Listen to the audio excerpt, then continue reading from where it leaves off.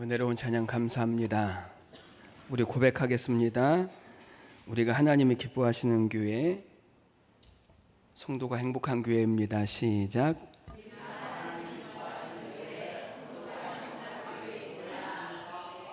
우리 앞뒤 좌우로 돌아보시면서 선포하겠습니다. 잘 되고 있습니다. 시작.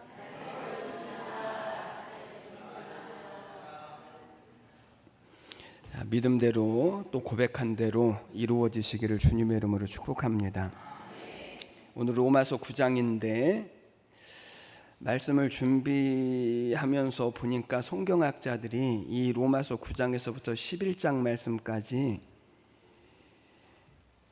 여기를 로마서뿐만 아니라 성경 전체에서 가장 큰 논쟁을 일으키는 가장 어려운 곳이다 라고 성경학자들이 그렇게 이구동성으로 이야기를 했습니다. 그래서 참 걱정이 많았습니다. 지금까지도 힘들었다고 그랬는데 9장부터 11장까지 그렇게 어려우면 어떻게 할까 고민이 많았었는데 별로 어렵지 않습니다.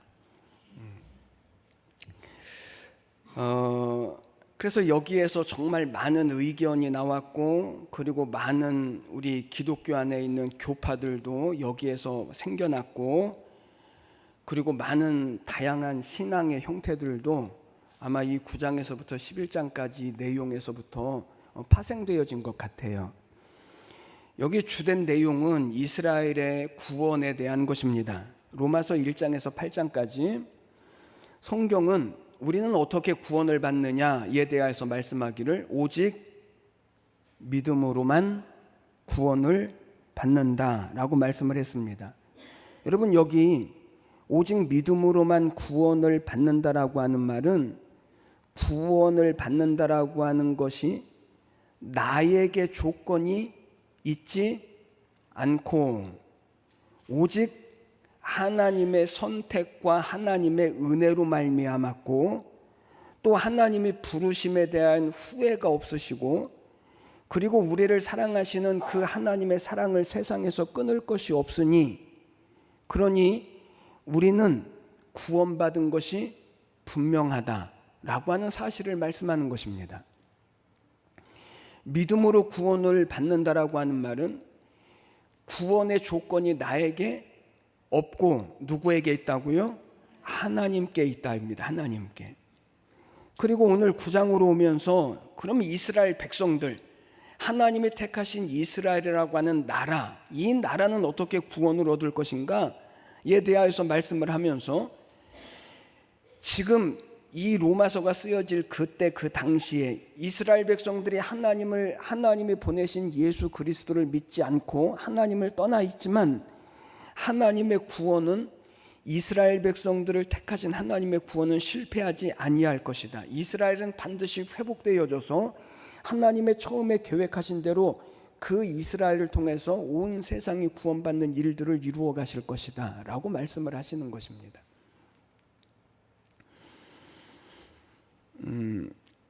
그래서 1절에서 3절 말씀까지를 보니까 자기 백성, 자기 민족, 자기 형제들에 대하여 갖는 사도 바울의 간절한 마음이 있고 안타까운 마음이 1절로부터 3절 말씀까지 보니까 나와 있습니다. 사도 바울에게는요, 구원의 기쁨도 있었습니다. 구원의 감격도 있습니다. 구원의 영광도 있습니다. 그런데 동시에 사도 바울 안에는 어떤 마음이 있냐면 말할 수 없는 고통과 근심도 있었습니다. 여러분, 믿는 성도들에게 아픔이 있습니다. 믿는 성도들에게도 근심이 있습니다. 무슨 아픔일까요? 무슨 근심이 있습니까? 믿는 성도들에게 있는 근심과 아픔은 아직 우리의 가족들이 다 예수를 믿지 않는다라고 하는 데 있습니다. 우리의 가까운 사람들이, 내가 사랑하는 사람들이 예수를 믿지 않는다라고 하는 데 대한 근심, 그리고 고통, 그리고 그 탄식이 있습니다. 가족을 전도하는 것이 가장 어렵습니다. 남편 전도하는 것이 가장 어렵고 자녀 전도하는 것이 가장 어렵습니다. 아무리 전도하려고 해도 잘 되어지지 않습니다. 예수님도 그러셨습니다. 아니 그 정도 했으면 믿을만 한데 다른 것들은 다 잘 들어주는데 도대체 예수 믿는 것만큼은 되어지지 않는 이 안타까움이 우리에게 있어야 합니다. 있어야 한다고요. 그래서 놓치지 말아야 할 것이 있습니다. 그러면 도대체 나는 어떻게 구원을 받았을까? 그렇게 전도를 해도 안 되고 그렇게 믿으라고 해도 안 믿어지는 그 예수님을 나는 도대체 어떻게 믿게 되어졌고 어떻게 그 예수님이 믿어줘서 구원을 받는 하나님의 자녀가 될 수 있었을까라고 하는 것을 우리는 놓치지 마셔야 합니다. 여러분, 이 질문은 굉장히 중요합니다. 왜냐하면 이 질문에 대한 대답에 따라서 여러분들의 신앙생활이 달라질 것이고 그리고 믿지 않는 가족이나 믿지 않는 사람들을 보는 우리의 신앙적인 시각도 달라질 것이기 때문에 그렇습니다. 우리가 똑같은 예수님을 믿고 똑같은 신앙생활을 합니다만 그러나 우리가 다 같은가요? 아닙니다. 우리가 다 다릅니다. 똑같은 신앙생활, 똑같은 교회에서 똑같은 말씀을 들으면서도 신앙생활 하지만 우리는 다 다르죠. 어떤 사람은 기쁨이 없습니다. 근심, 원망, 불평으로 신앙생활을 합니다. 반면에 어떤 사람은 똑같은 예수님을 믿으면서도 기쁨으로 예수를 믿습니다. 감사로 믿습니다. 사랑으로 믿습니다. 누가 더 행복할까요? 누가 더 행복하게 신앙생활하는 걸까요? 여러분들은 어느 쪽입니까? 나는 어느 쪽입니까? 나는 행복하게 신앙생활하고 있습니까? 잘 모르시면 집에 가셔서 남편에게 물어보십시오. 당신이 보기에 나는 행복하게 신앙생활하는 것 같아? 자녀들에게 물어보십시오. 너희가 보기에 엄마는, 너희가 보기에 아빠는 행복하게 신앙생활하는 것 같니? 그러면 정확합니다.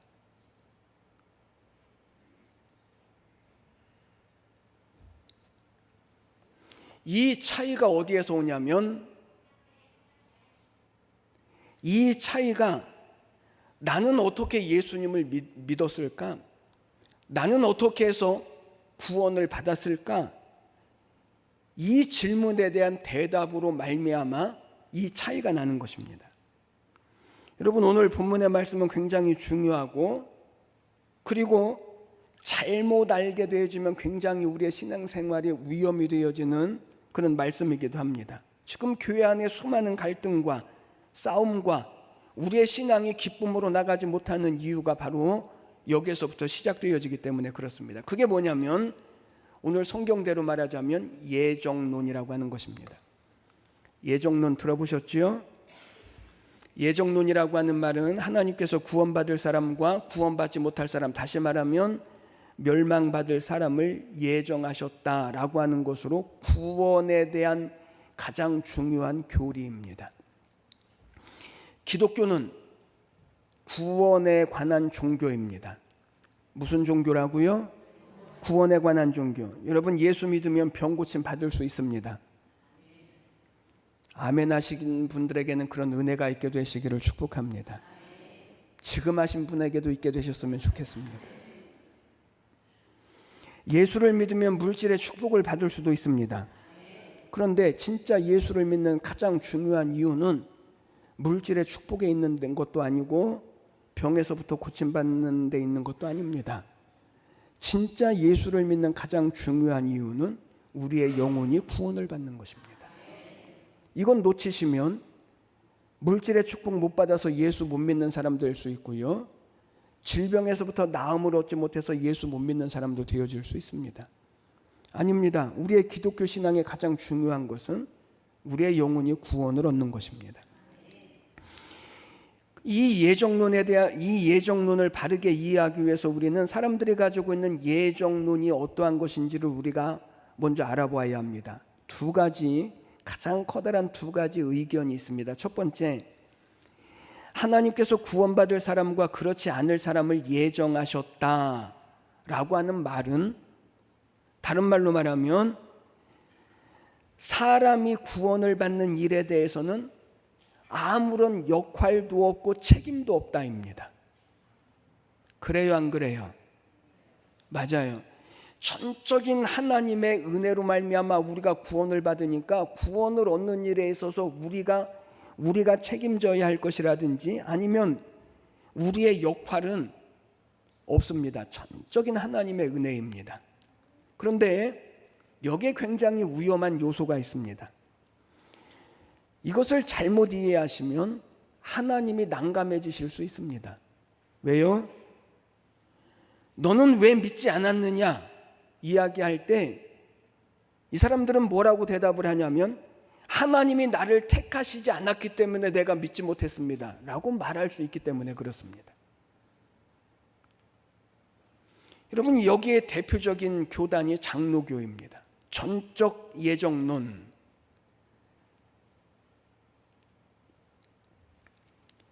두 번째, 여기에 대한 상대적인 이론으로 구원이라고 하는 것은 하나님이 이루어 주시는 것이긴 하지만 어느 정도 개인의 자유의지에 달려 있다. 그래서 성경을 보면 이렇게 말씀합니다. 누구든지 예수를 믿으면 구원을 받는다. 누구든지 예수를 믿으면 구원을 받습니다. 누구든지. 맞습니까? 맞습니다. 여기 대표적인 교단이 우리 감리교입니다.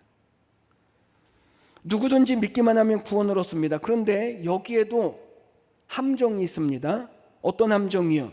자칫 잘못하면 믿음이라고 하는 것이 내가 하는 일이 되어져 버리죠. 그래서 구원이라고 하는 것이 내 선택에 달려 있는 것입니다. 자칫 잘못하면 내가 믿어졌기 때문에 내가 구원을 얻는 것이고, 내가 잘했기 때문에 내가 하나님의 은혜와 복을 받는 것인 모든 근거가 하나님께 있지 않고 내게 있는 것이 되어져 버리는 함정이 있을 수 있습니다. 그러면 도대체 우리의 구원은 어떻게 이루어지는 것입니까? 우리는 어떻게 우리의 믿음의 삶, 우리의 신앙의 삶을 살아야 하는 것입니까? 그래서 오늘 여기에 대한 말씀을 저희들이 같이 보시면서, 오늘 우리가 어떻게 구원을 받고 그리고 하나님을 믿는 자가 되어졌고 그리고 우리의 신앙을 어떻게 살아내야 하는지, 그래서 이 구원의 은혜와 복을 저는 오늘 믿음으로 살아내시는 우리 모두에게 있게 하시는 하나님의 은혜와 복이 있게 되시기를 주님의 이름으로 간절히 축원해 드립니다. 먼저는 구원은 전적인 하나님의 선택으로 이루어지는 것입니다. 하나님의 무엇으로 이루어진다고요? 선택, 하나님의 선택. 다른 말로 말하면 하나님의 주권. 이걸 더 쉬운 말로 말하면 구원은요, 하나님의 마음대로입니다. 누구의 마음대로? 하나님의 마음대로. 이렇게 말하면 괜히 기분 나쁘게 여기실 수도 있습니다. 왜냐하면 하나님 마음대로라고 하는 말을 우리는요, 우리식으로밖에 이해를 못하죠. 우리식이 뭘까요? 하나님 마음대로 하면 뭐가 생각나십니까? 우리식으로 이해하자면 고급진 이야기는 아니지만 엿장수 마음대로, 우리식으로밖에는 이해가 안 됩니다. 그래서 내 마음대로라고 하는 말이요, 좋은 데 쓰이는 곳이 한 군데도 없습니다.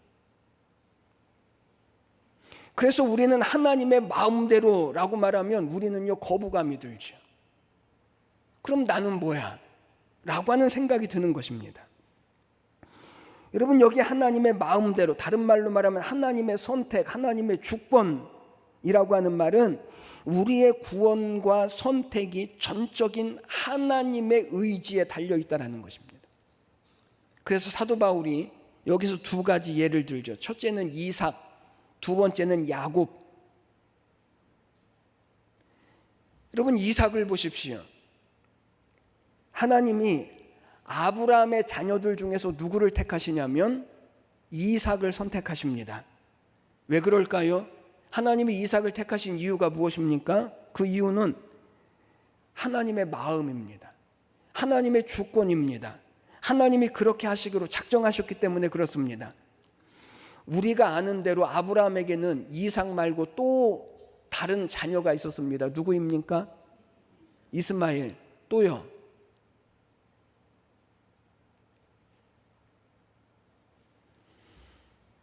아브라함에게는 이스마엘이 있었고, 그리고 사라에게서 난 이삭이 있었고, 사라가 죽은 다음에 후처를 얻었는데 구두라라고 하는 후처를 통하여서 6명의 자녀를 낳아요. 그러니까 아브라함의 자식은 몇 명이라고요? 8명. 그런데 그 중에서 하나님이 누구를 선택하신다고요? 이삭을 선택하신다고요. 왜 이삭을 선택하셨을까요? 8절 말씀을 보십시오. 8절. 곧 육신의 자녀가 하나님의 자녀가 아니요 오직 약속의 자녀가 씨로 여기심을 받느니라. 여기 중요한 말씀은 누가 하나님의 선택을 받는다고요? 어떤 자녀가? 약속의 자녀가. 그러니까 이삭이 선택을 받았다라고 하는 말은 이삭은 어떤 자녀라는 거예요? 약속의 자녀. 그러면 약속의 자녀라고 하는 말의 뜻이 뭘까요? 9절 말씀을 보십시오. 약속의 말씀은 이것이니 명년 이때에 내가 이르리니 사라에게 아들이 있으리라. 이것입니다. 여러분, 이 말은 하나님께서 이삭을 선택하실 때에 이삭이 세상에 태어났다고요? 아니요. 임신되어지도 않은 상태. 그러니 세상에 태어나지도 않은 그 전에 하나님께서는 누구를 택하신다고요? 이삭을 택하셔요. 그러니까 아브라함에게 있는 이 8명의 자녀들 중에 누가 가장 훌륭하냐, 누가 가장 잘났냐, 그래서 그 중에서 한 사람을 하나님이 택하시는 것이 아니라 그들이 세상에 낳기도 전에 하나님의 뜻을 이루어 가실 자를 주시기로 하나님이 작정을 하시고 태어난 사람이 바로 이삭이라는 거죠. 이게 약속의 자녀입니다. 그래서 하나님이 이 약속의 자녀로 이삭을 선택하신 이유가 바로 여기에 있는 것입니다. 두 번째, 야곱을 보십시오. 야곱은 쌍둥이로 태어나죠. 그의 형이 에서고 에서의 발 뒤꿈치를 붙잡고 야곱이 태어났습니다. 그러니까 조건적으로 따지자면 에서와 야곱은 다를 것이 있을까요? 없습니다. 사주팔자도 똑같습니다. 그런데 11절 말씀을 보십시오. 11절. 그 자식들이 아직 나지도 아니하고 무슨 선인 악을 행하지 아니한 때에 택하심을 따라 야곱이 선택을 받고 에서는 선택을 받지 못했다입니다. 여러분, 여기 중요한 단어가 있습니다. 아직 나지도 않고 무슨 선한 일을 행하거나 악한 일을 행하지 아니한 때에 하나님이 에서를 택하지 아니하시고 야곱을 택하셨다라고 하는 이 말은 야곱이 택함을 받은 원인이나 결과가 그들에게 있었다라는 것입니까? 없었다라는 것입니까? 없었다는 것입니다. 그러니까 하나님의 선택하심이 누구를 차별하는 것이 아닙니다. 하나님이 선택을 했다라고 하는 것이 누가 더 잘났느냐를 비교하는 것이 아닙니다. 누가 하나님의 마음에 드느냐를 하나님이 가려내시는 것이 아닙니다. 하나님이 택하셨다라고 하는 것은 은혜를 베풀기 위하여서 찾아오셨고 구원을 베푸시기 위해서 찾아오셨다라고 하는 거지, 우리 중에서 누가 착하냐, 누가 선하냐, 누가 우열이냐, 누가 호불호를 구별하는 그런 택하심이 아니라는 것입니다. 여러분, 지금 무엇을 말씀하려고 하냐면 우리가 이렇게 구원을 받았다입니다. 우리가 야곱이 중요한 것이 아니고 이삭이 중요한 것이 아니고 오늘 우리가 이렇게 하나님의 택하심을 받은 자요, 우리가 이렇게 택하심을 받아서 구원을 받은 하나님의 자녀가 되어졌다는 것입니다. 우리가 예수를 믿고 구원을 받게 된 이유가 도대체 뭘까요? 아니, 그렇게 전도하려고 해도 안 믿어진다라고 말하는 사람이 세상에 훨씬 더 많은데, 아니, 우리는 도대체 왜 믿어지는 것입니까? 우리는 어떻게 해서 구원을 받은 것입니까? 부모님이 먼저 믿어서 우리까지 구원을 받은 걸까요? 아닙니다. 아니, 어쩌다가 어릴 때부터 교회 다니기 시작했기 때문에 우리가 구원을 받는 것입니까? 그것도 아닙니다. 그러면 내가 다른 사람보다 더 착하기 때문에 구원을 받는 것입니까? 이건 절대로 아닙니다. 그러면 내가 다른 사람보다 믿음이 더 좋아서입니까? 말도 안 되는 말입니다. 나에게 원인이 없습니다. 나에게 결과가 없습니다. 오직 내가 예수님을 믿고 구원을 얻은 이 모든 일은 전적인 누가 하신 일이라고요? 하나님이 하신 일입니다. 하나님이 은혜 베푸시기로 뜻을 가지시고 계획을 가지시고 나를 선택하시고 나를 부르셨기 때문에 오늘 내가 하나님을 믿는 자리에 있는 것입니다.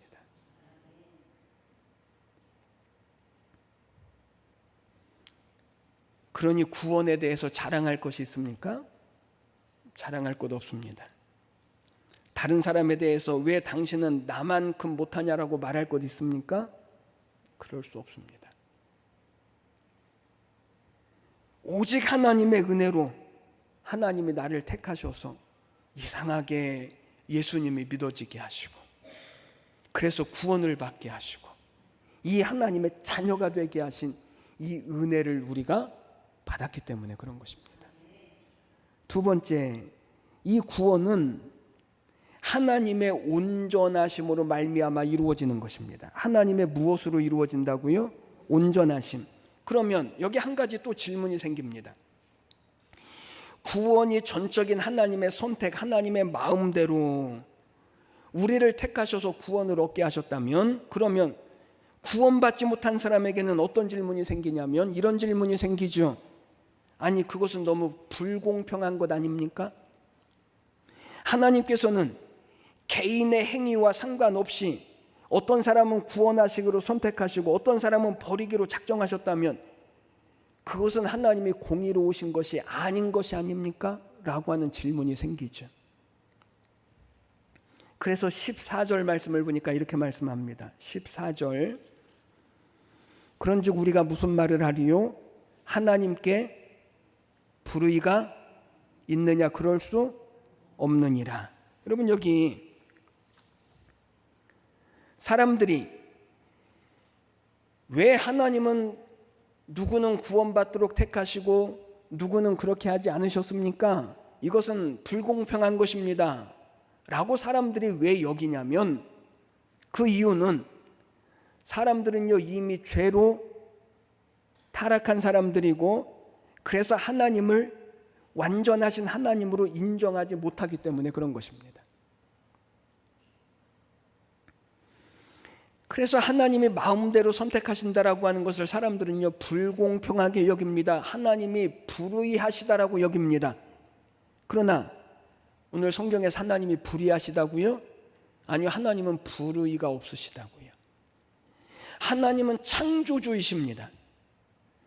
하나님께는 불의가 없으십니다. 하나님은 완전하십니다. 그렇기 때문에 이것이 전제되어져야만 비로소 우리 안에 믿음이 시작되어집니다. 그래서 이 부분에 대해서 오늘 성경은 토기장이에 관한 말씀을 하시죠. 우리가 18절 말씀까지 읽었는데 19절 말씀부터 보면 이 토기장이에 대한 비유를 성경이 말씀을 하셔요. 21절 말씀을 보십시오. 토기장이가 진흙 한 덩이로 하나는 귀 쓸 그릇을 하나는 천이 쓸 그릇을 만들 고난이 없느냐? 있다는 거예요, 없다는 거예요? 있다는 거예요. 여러분, 이 말씀을 잘 보십시오. 이것은 하나님께서 어떤 사람은 선한 사람으로 만드셔서 구원받게 하시고 어떤 사람은 악한 사람으로 만드셔서 구원받지 못하게 하실 권한이 있다라고 말씀하는 것이 아니고 여기에 자꾸만 사람들이 오해를 갖는 것이 바로 이것입니다. 하나님이 누구는 구원받을 만한 착한 사람으로 만드시고 하나님은 어떤 사람은 구원받지 못할 악한 사람으로 만드셨다. 이게 자꾸만 사람들이 오해를 합니다. 22절에서는 이것을 이렇게 말합니다. 만일 하나님이 그의 진노를 보이시고 그의 능력을 알게 하고자 하사 멸하기로 준비된 진노의 그릇을 오래 참으심으로 관용하시고, 여기 여기 멸하시기로 준비된 진노의 그릇. 그러니까 오늘 우리가 지금까지 이야기했던 식으로 말하자면 하나님이 구원받지 못할 사람으로 택하신 사람들을 이야기하는 거죠. 그 사람들을 가리켜서 오늘 성경이 뭐라고 말씀한다고요? 하나님께서 멸하시기로 준비된 진노의 그릇이다 라고 말씀을 했습니다.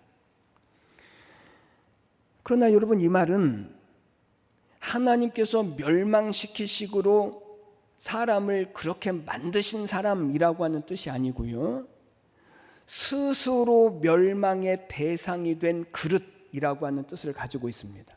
스스로입니다. 스스로.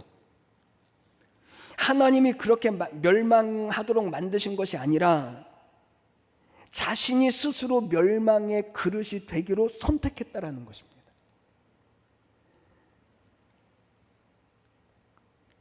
여러분, 하나님이 온 세상 죄를 위하여서 예수님을 보내주십니다. 그리고 예수님을 온 세상의 죄를 예수님에게 담당시키시고, 그리고 예수님을 십자가에 죽이시고 뭐라고 말씀하시냐면 누구든지 믿는 자는 멸망하지 않고 영생을 얻을 것이다 라고 말씀을 하죠. 그런데 사람들이 예수를 선택을 한다고요? 선택을 안 해요. 뭐를 선택하는 거예요? 안 믿는 걸 선택하는 거예요. 멸망의 길을 사람들이 선택하는 거예요.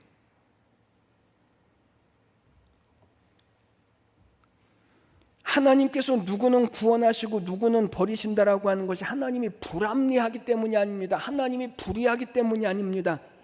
오늘도 하나님은 당신의 자녀를 불러내시는데, 지금도 하나님의 은혜와 부르심의 자리에 나가는 자는 누구든지 다 구원을 받을 수 있습니다. 그런데 사람들이 그렇게 한다고요? 안 해요.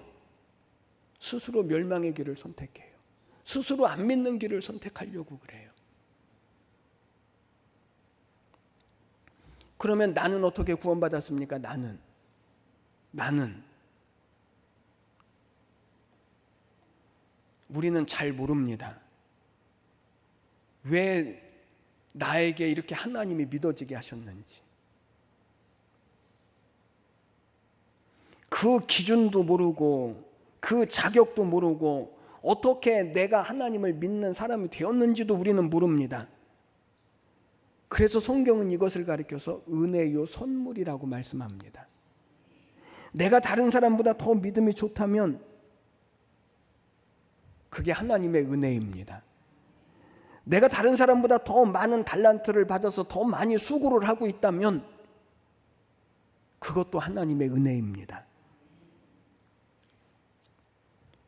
그러니 우리가 해야 할 일이 있습니다. 놀라셔야 합니다. 또 놀라셔야 합니다. 감사하셔야 합니다.